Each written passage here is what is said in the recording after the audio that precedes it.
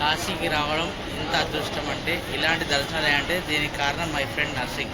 దర్శనాలు చేయించడానికి ఇప్పుడు కళ్ళ కూడా ఊహించలేదు. ఇద్దరు మస్తు చేయించిన వాళ్ళు మస్తు హ్యాపీ ఉన్నాం.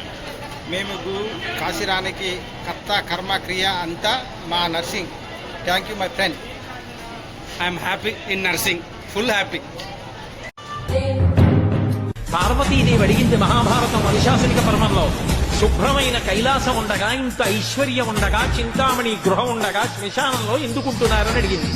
అడిగితే ఆయన చెప్పాడు, పార్వతి బతికున్న నాళ్లు అన్ని చోట్లకి వెడతారు, ఏమీ తోచట్లేదు, శ్మశానానికి వెళ్ళొద్దామని ఎవరు రారు Parvati.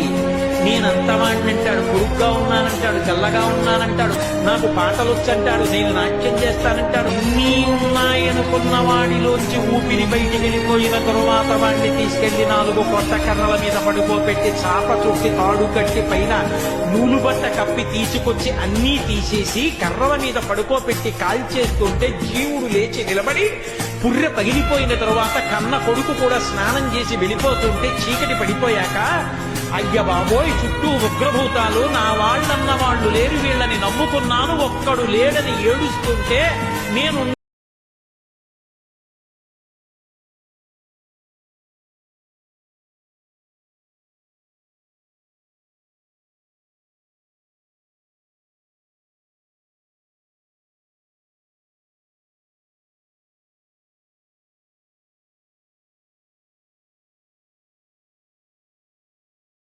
Thank you my dear friends.